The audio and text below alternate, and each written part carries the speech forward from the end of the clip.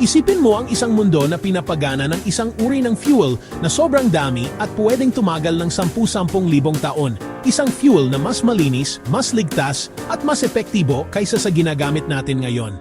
Ang fuel na yon ay tinatawag na thorium at maaari nitong baguhin ang lahat. Sa ngayon, karamihan sa enerhiya ng mundo ay galing sa fossil fuels, carbon, langis at natural gas. Marumi ang mga ito, naubos na, at lalo pang nagpapainit sa ating planeta. Ang enerhiyang nuclear gamit ang uranium sana ang malinis na solusyon. Pero dahil sa mga aksidente tulad ng Chernobyl at Fukushima, natakot ang tao. Dagdag pa rito, may panganib din ang uranium, mula sa mapanganib na basura hanggang sa paggamit nito sa paggawa ng armas nuklear. Kaya, ano ang special sa thorium? Una sa lahat, natural na matatagpuan ang thorium halos kahit saan sa India, Australia, US at maging sa buhangin sa dalampasigan.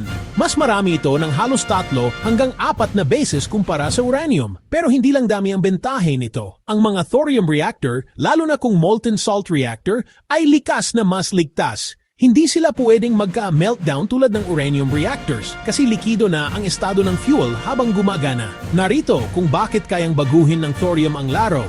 Mas kaunting basura, mas kaunti at mas maikli ang tagal ng radioactive waste nito. 2. Walang banta ng armas. Mahirap gawing armas nuklear ang mga byproduct nito. 3. Seguridad una. Kapag nagka-aberya, kusa itong titigil, walang malawakang meltdown. Mamatinding bisa.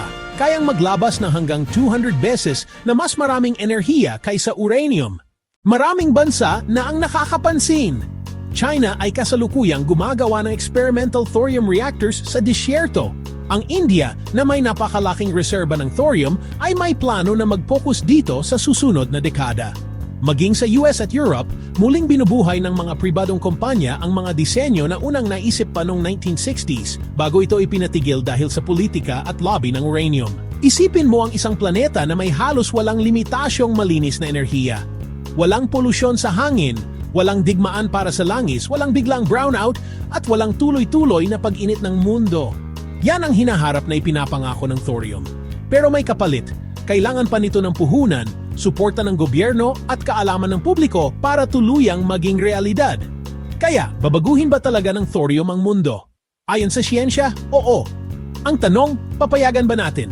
Ilagay ang opinion mo sa comments. Ang thorium ba ang kinabukasan o isa lang itong sobrang hinpe na ideya?